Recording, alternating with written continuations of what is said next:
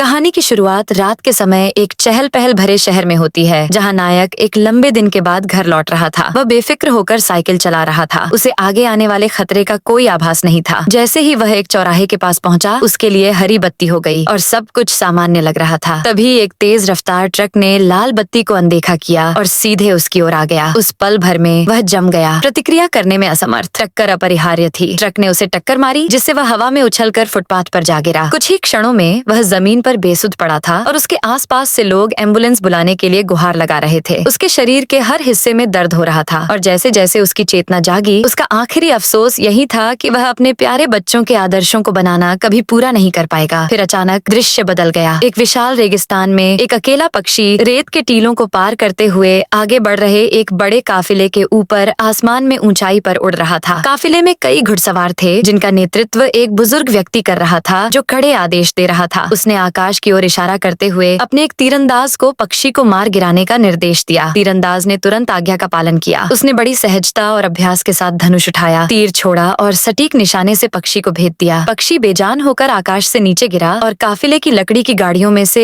एक के ऊपर जा गिरा। वे गाड़ियां असल में पिंजरे थीं। जब एक आदमी पक्षी के शरीर को उठाने के लिए ऊपर पहुंचा, तो उस जीव का खून लकड़ी की पट्टियों से रिसने लगा। खून की एक बूंद पिंजरे के अंदर गिरी और अंदर फंसे युवक के माथे पर जा गिरी। वह युवक, जो अब नया नायक था, अचानक जाग उठा। उसका सिर दर्द से फट रहा था जब उसे एहसास हुआ कि वह एक छोटे तंग लकड़ी के पिंजरे में बंद है। उसके बगल में बैठी एक छोटी लड़की ने कहा कि वह आखिरकार जाग गया है। वह असमंजस में उसे घूर रहा था। ये समझ नहीं पा रहा था कि वह कौन है या वह कहाँ आ गया है। जब उसने अपना सिर छुआ, तो अपरिचित यादों का सैलाब उसके मन में उमड़ आया। ये यादें शरीर के असली मालिक की थीं, एक कुलीन व्यक्ति की जो तयशुदा शादी से भाग गया था। जैसे जैसे बातें स्पष्ट होती गईं, वह अपने सामने मौजूद अराजक स्थिति से अभिभूत हो गया। छोटी बच्ची ने उसके चेहरे के भाव देखकर घबराकर पूछा कि क्या वह ठीक है। उसने बच्ची को आश्वस्त किया कि वह ठीक है और विनम्रता से उससे कहा कि वह उसे अपना उपकारी कहना बंद कर दे, और जोर देकर कहा कि उसने बच्ची को बचाने के लिए कुछ नहीं किया। उस युवक ने अपना नाम कुनली बताया और बच्ची से विनम्रता पूर्वक उसका नाम पूछा। उसने उसे बताया कि उसके दादाजी उसे छोटी घास कहकर पुकारते थे। जब कुनली ने पूछा कि क्या उसके दादाजी भी उनके साथ गाड़ी में फंसे हुए थे, तो उसका चेहरा गंभीर हो गया। उसने धीरे से बताया कि उन्होंने उसकी जान बचाने के लिए खुद को कुर्बान कर दिया था। कुनली ने चारों ओर देखा तो पाया कि पिंजरे के अंदर ज्यादातर कैदी महिलाएं और बच्चे थे। उसने बाहर खड़े पहरेदारों को गौर से देखा और तुरंत समझ गया कि वे प्रशिक्षित सैनिक थे, जो उसकी वर्तमान स्थिति में उससे कहीं अधिक शक्तिशाली थे। अचानक पास में खड़ा एक छोटा लड़का फूट फूट कर रोने लगा। उसने अपनी बहन को जगाने की बेताब कोशिश में उसे बुरी तरह हिलाया, लेकिन लड़की जमीन पर बेसुध पड़ी रही। जब उसे आखिरकार समझ आया कि वह मर चुकी है, तो उसका दुख क्रोध में बदल गया। उसने पिंजरे की सलाखों को पकड़ लिया और सैनिकों पर चिल्लाते हुए कसम खाई कि वह एक दिन उन सबको मार डालेगा। एक सिपाही ने क्रूर मुस्कान के साथ जवाब दिया। बिना किसी संकोच के उसने अपना चाबुक उठाया और लड़के पर जोरदार प्रहार किया। बच्चा कांपते हुए गिर पड़ा और सिपाही ने उसे चेतावनी दी कि अगर उसने दोबारा कुछ बोला तो उसे इससे भी बदतर अंजाम भुगतना पड़ेगा। जमीन पर लेटे हुए भी लड़का मुट्ठी भींचे हुए था, बेकाबू गुस्से से कांप रहा था। कुनली और अन्य कैदी बस देखते रह गए। इस दृश्य ने कुनली को उस क्रूर दुनिया का गहरा एहसास कराया, जिसमें उसका पुनर्जन्म हुआ था। एक ऐसी दुनिया जो युद्ध और क्रूरता से तबाह थी। उसने मन ही मन सोचा कि पुनर्जन्म तो अच्छी खबर है, लेकिन ऐसी जगह पर पहुंचना निश्चित रूप से बुरी खबर है। तभी अचानक उसके मन में एक अजीब सी आवाज गूंजी। उत्सुक और भ्रमित होकर उसने आवाज के स्रोत का पता लगाने के लिए अपनी आंखें बंद कर लीं। उसकी चेतना अंतर्मुखी हो गई और उसने खुद को एक ऐसे मानसिक स्थान में पाया जिसे उसने पहले कभी नहीं देखा था। एक ऐसा सिस्टम इंटरफेस जो प्रतिदिन 10 मुफ्त स्पिन प्रदान करता था। कुनली सोचने लगा कि क्या यह असामान्य भाग्य पर आधारित प्रणाली उसकी नई विशेष क्षमता है। एक चमकता हुआ संदेश प्रकट हुआ, जिसमें पूछा गया कि क्या वह अपने 10 दैनिक स्पिन का उपयोग करना चाहता है। वह तुरंत सहमत हो गया। 10 कार्ड चमकदार रोशनी के भंवर में उसके चारों ओर घूमने लगे और फिर प्रकट हुए। उसकी उत्तेजना जल्दी ही फीकी पड़ गई। कार्डों में बेकार की चीजें, जले हुए चावल, गंदा पानी और अन्य कबाड़ के अलावा कुछ नहीं था। हताश होकर उसने आह भरी जब सिस्टम ने घोषणा की कि ये वस्तुएं उसकी इन्वेंट्री में जोड़ दी गई हैं। सिस्टम ने उसे यह भी सूचित किया कि उसे शुरुआती बोनस मिला है। उस हिस्से ने उसके उत्साह को फिर से जगा दिया। उसने बोनस सक्रिय किया, जिससे उसे 20 अतिरिक्त स्पिन मिले। 20 कार्ड तेजी से घूमने लगे और उसके चारों ओर ऊर्जा का संचार हुआ, लेकिन एक बार फिर निराशा ने उसे घेर लिया। अधिकांश वस्तुएं निम्न गुणवत्ता का भोजन और पानी थीं। कुनली अवाक खड़ा था, अपनी बदकिस्मती देखकर स्तब्ध था। तभी 2 कार्डों ने उसका ध्यान आकर्षित किया, एक विचित्र गोली और एक विनाशकारी औषधि। इन्हें देखकर उसे एहसास हुआ कि यह प्रणाली बिल्कुल अलग अलग दुनियाओं से वस्तुएं ला सकती है। इस खोज से वह रोमांचित हो उठा। इससे उत्साहित होकर उसने अपने अंतिम 10 स्पिन का उपयोग करने की तैयारी की और अंततः कुछ मूल्यवान मिलने की बेसब्री से आशा करने लगा। उसने अपने अपने हाथ जोड़कर पूरी शक्ति से प्रार्थना की कि उसे 5 सितारा वस्तु मिल जाए। जब कार्ड उसके सामने प्रकट हुए तो उनमें से एक कार्ड सुनहरी चमक से जगमगा उठा। हालांकि अधिकांश नई वस्तुएं बेकार थीं, लेकिन एक कार्ड सबसे अलग था। वह था सुनहरा कार्ड। कुंडली ने उसकी जांच की और पाया कि उसमें जनरल ल्यू की परीक्षा का कार्ड था, जो एक अस्थायी शक्ति थी जिसका उपयोग वह 3 मिनट के लिए कर सकता था। भले ही अवधि कम थी, लेकिन उसे विश्वास था कि यह उसकी वर्तमान विकट परिस्थिति से निकलने के लिए पर्याप्त होगी। फिर सिस्टम ने उसे बताया कि उसके चक्कर पूरे हो गए हैं और वह 3 सेकंड में वास्तविक दुनिया में लौट आएगा। जब कुंडली ने अपनी आंखें खोली तो वह ठीक उसी लकड़ी के पिंजरे में वापस आ गया था जैसा पहले था। बिल्कुल भी समय नहीं बीता था। इससे उसने यह निष्कर्ष निकाला कि गांचा स्पेस में प्रवेश करने से बाहरी दुनिया में समय रुक जाता है। अपने विचारों को एकाग्र करते हुए उसने अपनी इन्वेंट्री खोली और अपने पास मौजूद सभी वस्तुओं की समीक्षा की। उसे पता चला कि किसी भी वस्तु के बारे में सोचने मात्र से ही वह उसके हाथ में प्रकट हो जाती है। सिस्टम को परखने के लिए उसने पानी की बोतल वाला कार्ड मंगवाया। मन ही मन एक साधारण आदेश देते ही बोतल उसकी हथेली में प्रकट हो गई। कुंडली मुस्कुराया। उसे खुशी थी कि अब उसे सिस्टम की कार्य प्रणाली समझ आ गई थी। उसने बोतल खोली और जी भरकर पानी पिया, जिससे उसकी प्यास बुझ गई। छोटी घास आश्चर्य से देखती रही और पूछने लगी कि उसे पानी कहाँ से मिला। कुंडली ने बोतल उसे देते हुए कहा कि उसे भी प्यास लगी होगी। उसने उसे ऐसे पकड़ा हुआ था मानो वह कोई शाही खजाना हो। एक घूंट पीते ही उसकी आंखें चौड़ी हो गईं। पानी मीठा और ताजगी भरा था। ऐसा स्वाद उसने पहले कभी नहीं चखा था। उसने बार बार उसका शुक्रिया अदा किया और बोतल वापस देने की कोशिश की, लेकिन कुंडली ने जोर देकर कहा कि वह और पानी पिए और बताया कि पहरेदार उन्हें कभी भी पर्याप्त पानी नहीं देते। लड़की ने विरोध किया कि इतना कीमती पानी उस पर बर्बाद नहीं होना चाहिए, लेकिन कुंडली बस मुस्कुराया और खाने का एक पैकेट मंगवाकर उसे दिखाया कि उसके पास पर्याप्त खाना है। संतुष्ट होकर उसने उसे उस लड़के को लाने को कहा जिसे पहले कोड़े मारे गए थे। कारवां रेगिस्तान में धीरे धीरे आगे बढ़ता रहा। कैदी अपने पिंजरों में चुपचाप झूलते रहे। थोड़ी देर बाद लिटिल ग्रास उस लड़के को लेकर लौट आई। बच्चे ने तुरंत कुंडली को पहचान लिया और पूछा कि क्या वह वही विद्वान है जिन्होंने पहले उनकी रक्षा करने की कोशिश की थी। कुंडली ने सवाल को अनसुना कर दिया। गंभीर भाव से उन्होंने लड़के से कहा कि वह सिर्फ एक बार पूछेंगे, क्या वह बदला लेना चाहता है। लड़का इस अप्रत्याशित सवाल से चौंक कर जम गया, लेकिन कुछ ही क्षणों में उसके भीतर का क्रोध फिर से जागृत हो गया और वह चिल्लाया कि उसे बदला चाहिए। वह चाहता है कि वे सभी सैनिक मारे जाएं। लड़के की आवाज में दृढ़ निश्चय देखकर कुंडली मुस्कुराया। उसने उसे निर्देश दिया कि वह ठीक वैसा ही करे जैसा उसे बताया गया था। आगे कुछ समझाने से पहले कुंडली ने खाने का एक और पैकेट और पानी की बोतल मंगवाई, जिसे देखकर लड़का अविश्वास से देखता रह गया। उसने कुंडली से पूछा कि उसने इस जगह पर ये सब चीजें कैसे पैदा की। कुंडली ने दोनों बच्चों को जल्दी खाने के लिए कहा और फिर पूछा कि क्या वे दूसरी गाड़ियों में किसी को जानते हैं। लड़के ने सिर हिलाकर कहा कि उसका दोस्त शान, जो उसी गांव का रहने वाला था, उनके आगे वाली गाड़ी में कैद है। लिटिल ग्रास ने बताया कि पास के गांव की कई युवतियां और एक जानी पहचानी शख्सियत उनके पीछे वाली गाड़ी में कैद है। ये सुनकर कुंडली मुस्कुराया और कहा कि उसने सबको छुड़ाने की योजना बना ली है। कुछ ही देर बाद गश्त कर रहे पहरेदारों में से एक ने उनकी गाड़ी से मदद के लिए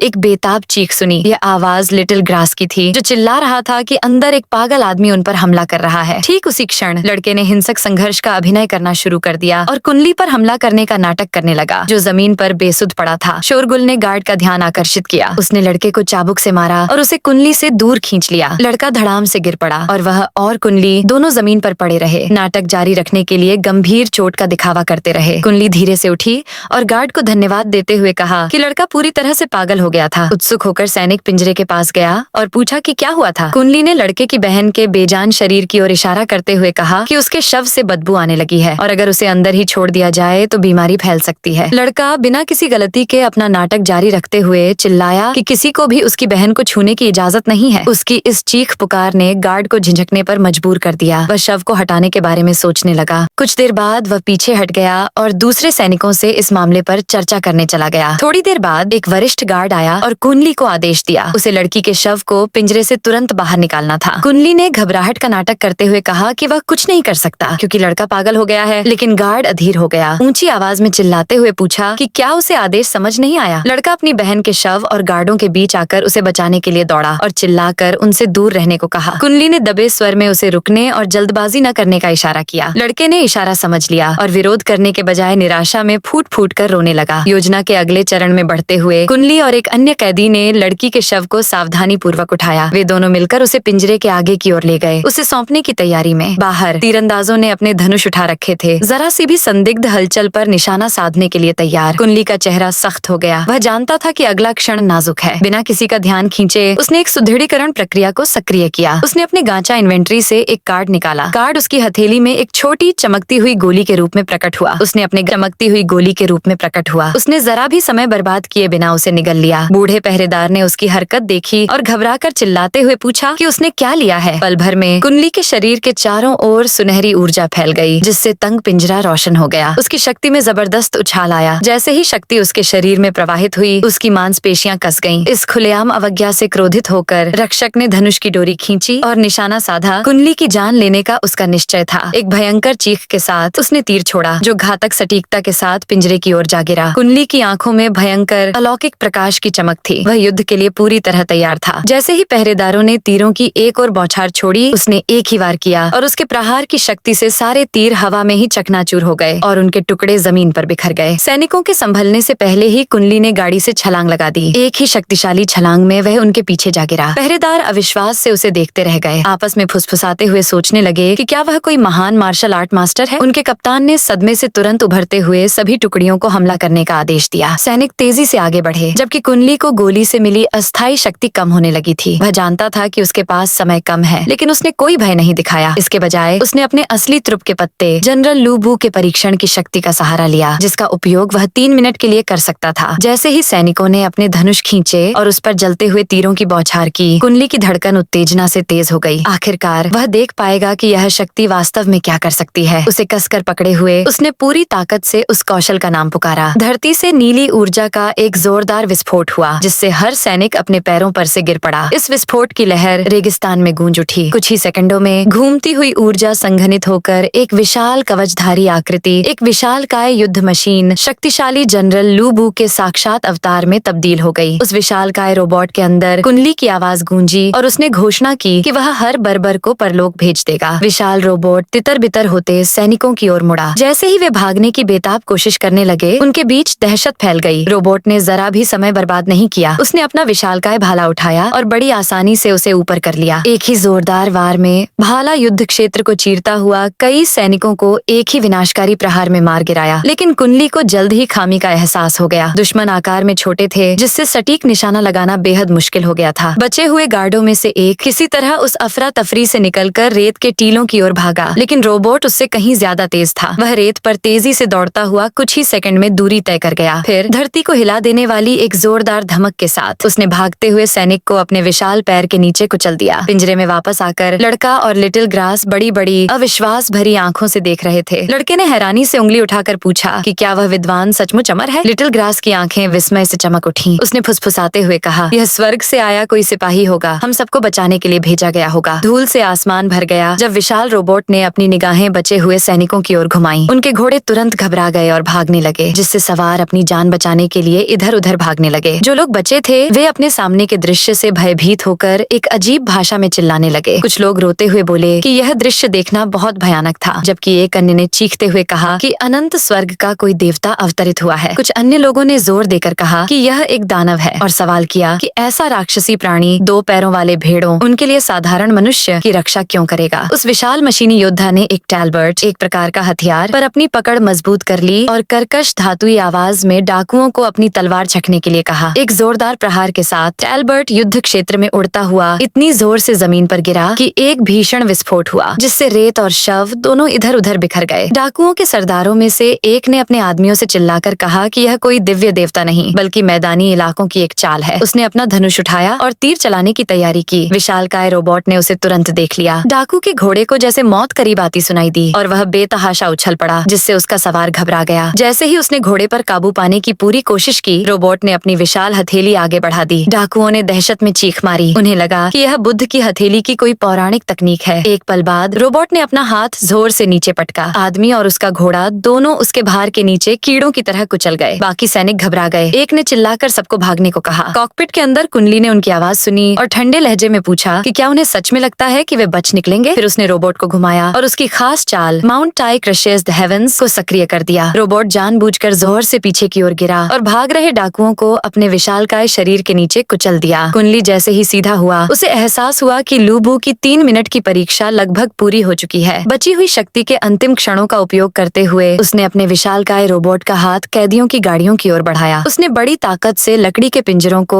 एक एक करके तोड़ दिया और अंदर फंसे कैदियों को मुक्त कर दिया। आखिरी गाड़ी को उसने पूरी तरह से फाड़ दिया, जिससे कैदी रेंगते हुए बाहर खुली खुली हवा में आ गए। बचाए गए लोग विस्मय से तुरंत घुटनों के बल गिर पड़े। एक ने चिल्लाकर कहा कि कोई देवता मनुष्य लोक में अवतरित हुआ है। दूसरे ने कहा कि देवता अपनी दिव्य शक्ति का प्रदर्शन कर रहे हैं। कई लोगों ने बार बार सिर झुकाकर उस अमर देवता का धन्यवाद किया जिसने उनकी जान बचाई थी। उनमें से एक कांपते हुए व्यक्ति ने क्षितिज की ओर इशारा किया। भयभीत फुसफुसाहट में उसने बताया कि कुछ बर्बर घुड़सवार भाग निकले हैं। अगर उन्हें अपने कबीले में लौटने दिया गया तो उन्होंने चेतावनी दी कि वे और भी सैनिक लेकर आएंगे और हालात और भी बदतर हो जाएंगे। एमसी शांत भाव से खड़ा रहा और सबको आश्वस्त करता रहा कि सब ठीक है। अपने विचारों को इकट्ठा करते हुए उसे याद आया कि लूबू कभी धनुष चलाता था। उसी क्षण उसकी कृत्रिम भुजा में बदलाव आने लगा। वह घुलकर फिर से बनने लगी। वह स्काई ब्रेकर क्लाउड रेडब्बो में परिवर्तित हो गई। उसने भागते हुए चोरों की ओर धनुष उठाया। उसके केंद्र में एक लाल चमक एकत्रित हुई जो बाहर की ओर फैलती गई और अंततः पूरा हथियार शक्ति से प्रज्वलित हो गया। जब उसने गोली छोड़ी तो एक विशाल लाल किरण फूट पड़ी। उसकी शक्ति ने डाकू सरदार को नष्ट कर दिया और बाकी सभी को अस्तित्व से मिटा दिया। लेकिन तबाही यहीं नहीं रुकी। धमाके की लपटें आसपास की चट्टानों तक फैल गईं और रेगिस्तान में पहाड़ों को भी चीरती हुई आगे बढ़ी। धमाका सीधे आसमान में जा उठा और पीछे एक ऐसा दृश्य छोड़ गया जो लोगों ने पहले कभी नहीं देखा था। साइबोर्ग के कवच के अंदर मुख्य पात्र स्तब्ध रह गया। वह अविश्वास से बुदबुदाया। ये समझ नहीं पा रहा था कि हमला कितना शक्तिशाली था। उसने स्पष्ट रूप से इरादे से कहीं अधिक शक्ति का प्रयोग किया था। कुछ ही क्षण बाद सिस्टम ने एक सूचना दी। 5 स्टार कार्ड, स्टार सोल जनरल लूबू, 3 मिनट का परीक्षण, समय समाप्त हो गया। अगली बार पुनः प्रयास करने के लिए आपका स्वागत है। साइबोर्ग ग्रुप पूरी तरह से घुल गया और जमीन पर उतरते ही वह अपने मानव शरीर में लौट आया। उसने मुट्ठी भींची और राहत की सांस ली। एक स्टार जनरल को सक्रिय करने का अनुभव बेहद जबरदस्त था, मानो वह स्वर्ग के नीचे अजेय हो गया हो। यह एक ऐसा एहसास था जिससे उसे सचमुच संतुष्टि मिली। तभी पहले वाले 2 बच्चे, एक लड़का और एक लड़की, उसकी ओर दौड़े और उसे बड़ा भाई कहकर पुकारने लगे। लड़की उसकी बाहों में कूद पड़ी और उसे कसकर गले लगा लिया, जबकि लड़का चमकती आंखों से उसके पास आया। उसने कहा कि वह अद्भुत है और जोर देकर कहा कि वह स्वर्ग से उतरा हुआ कोई देवता है। लड़का अचानक घुटनों के बल बैठ गया और बार बार प्रणाम करने लगा। गहरी कृतज्ञता के साथ उसने अपनी बहन का बदला लेने के लिए एमसी को धन्यवाद दिया और कहा कि इस एहसान का बदला कभी नहीं चुकाया जा सकता। उस क्षण से उसने घोषणा कर दी कि उसका जीवन झाओ मंकी का जीवन एमसी का है। उनके आसपास बचे हुए अन्य लोग भी सिर झुकाकर उनकी जान बचाने के लिए बार बार धन्यवाद व्यक्त कर रहे थे। एमसी ने तुरंत लड़के को खड़े होने को कहा। उन्होंने समझाया कि ऐसे शब्दों का यह समय नहीं है। पहले हुए हमले से भारी अशांति फैल गई थी और पास के तातार शिविर से जासूस जल्द ही जांच करने आ सकते थे। उन्होंने सबको तुरंत इलाका छोड़ने का आदेश दिया। चारों ओर नजर घुमाते हुए उसने महसूस किया कि यद्यपि कई लोग पहले ही भाग चुके थे, फिर भी 40 से अधिक लोग बचे हुए थे। सिस्टम से मिलने वाले सीमित भोजन और पानी के साथ वह जानता था कि इतने लोगों के लिए यह पर्याप्त नहीं होगा। उसे सावधानी पूर्वक चुनाव करना होगा और जितना हो सके उतने लोगों को बचाना होगा। कुनी ने ऊंची आवाज में लोगों को चेतावनी दी कि अगर वे एक साथ रहे तो तातार जासूस उन्हें ढूंढ निकालेंगे और उनका सफाया कर देंगे। उसने कहा कि बचने के लिए उन्हें चारों दिशाओं में बिखर कर भाग जाना चाहिए। सूर्य की ओर इशारा करते हुए उसने सबको निर्देश दिया कि वे जितनी तेजी से हो सके दक्षिण की ओर भागें। छोटी ग्लास ने उसकी आस्तीन खींची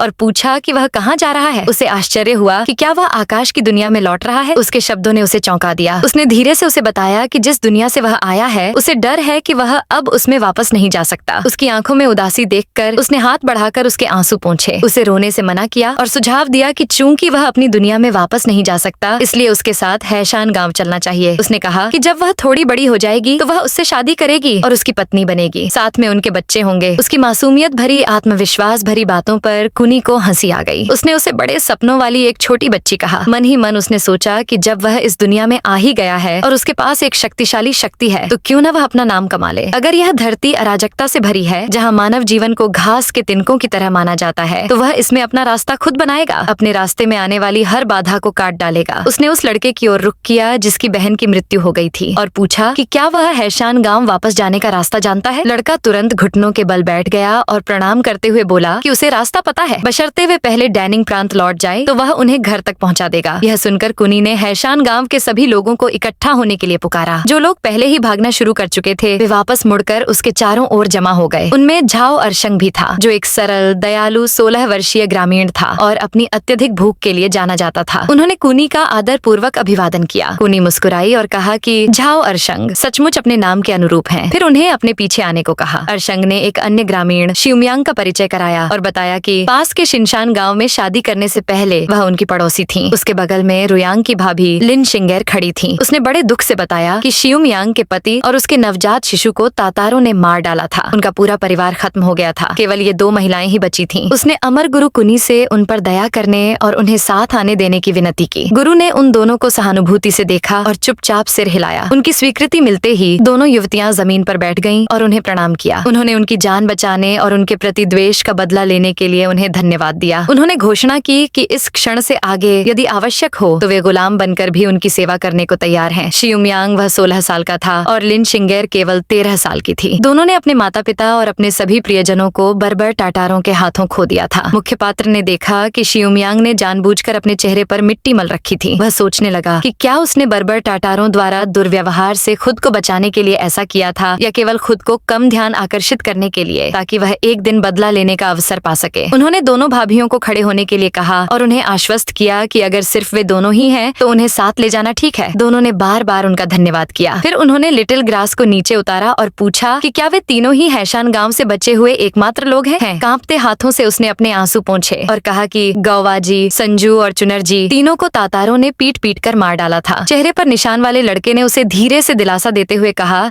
कि रोना मत, क्योंकि अमर बड़े भाई ने उनका बदला ले लिया है। जब स्थिति शांत हुई तो मुख्य प्रशिक्षक ने सबको आगे बढ़ने का निर्देश दिया। वे उसी गाड़ी की ओर बढ़े जिसमें वह पहले फंसा था। उसने उस हट्टे कट्टे आदमी से पूछा कि क्या वह होउजी की बहन का शव अपनी पीठ पर उठाने के लिए काफी ताकतवर है? जो एरशांग ने बिना किसी झिझक के सिर हिलाया। छोटा लड़का चुपचाप रोया और आंसू पोंछते हुए एमसी को धन्यवाद दिया, जिसने बस मुस्कुराकर जवाब दिया। सारी तैयारियां पूरी होने के बाद कुनी ने समूह को आगे बढ़ने का आदेश दिया। वे सूखे रेगिस्तान को पार कर गए। उनके कदमों की आवाज रेत और पत्थरों पर गूंज रही थी, क्योंकि वे धूप से झुलसे टीलों और बंजर पहाड़ी चोटियों के बीच से गुजर रहे थे। आखिरकार रात हो गई, लेकिन वे अब भी बंजर भूमि में भटक रहे थे और उन्हें दूर दूर तक कोई आश्रय नहीं दिख रहा था। जब अंधेरा इतना बढ़ गया कि आगे बढ़ना असंभव हो गया तो मुख्य व्यक्ति ने सबको आराम करने को कहा। उसने चुपचाप अपने सिस्टम से उनके लिए पानी निकाला। जो एरशांग की आंखें हवा में किसी चीज को प्रकट होते देख चौड़ी हो गईं। उसने चिल्लाकर कहा कि अमर ने सचमुच पानी को जादू से प्रकट कर दिया है, जो असीम दिव्य शक्ति का प्रमाण है। एमसी ने बस हल्की सी मुस्कान दी। दुर्भाग्यवश उन्हें एहसास हुआ कि वे अभी भी आग नहीं जला सकते। उन्हें ठंडे पानी से ही काम चलाना होगा। उन्होंने इसके बजाय कुछ इंस्टेंट नूडल्स भिगोने का फैसला किया। एक स्टार कार्ड का इस्तेमाल करते हुए उन्होंने को branded instant noodles spicy beef flavour का एक कटोरा अपने हाथों में लिया। एक माहिर शेफ की तरह उन्होंने पैकेट खोला, मसाला डाला और उसे भीगने के लिए ठंडा पानी डाला। थोड़ी देर बाद वे पास झुके और एक निवाला लिया। ठंडे पानी में भीगने के बावजूद और तमाम मुश्किलों के बावजूद भीषण भूख ने उसे किसी लजीज व्यंजन जैसा स्वाद दे दिया था। चम्मच उठाते ही उसकी खुशबू का लुत्फ उठाते हुए उसे अपने चारों ओर की खामोशी का एहसास हुआ। उसके पीछे चल रहे सभी लोग नूडल्स को ऐसे घूर रहे थे मानो वे सोने के बने हों। छोटी घास धीरे धीरे आगे बढ़ी। उसकी आंखों में लालसा की चमक थी। चेहरे पर निशान वाले लड़के ने मुश्किल से निगलते हुए पूछा, बड़े भाई, ये किस तरह का स्वादिष्ट भोजन है? इसकी खुशबू तो लाजवाब है। एमसी हंसते हुए बोला, ये तो बस इंस्टेंट नूडल्स हैं। हालांकि ठंडे पानी में भिगोने पर इनका स्वाद उतना अच्छा नहीं लगता। फिर भी उन्होंने विनम्रता से पूछा कि क्या वे थोड़ा चखना चाहेंगे? तो इसी के साथ ये एपिसोड खत्म होता है। अगर आपको ये वीडियो पसंद आया है तो जल्दी से इस वीडियो को लाइक कर दीजिए और चैनल को सब्सक्राइब कर दीजिए।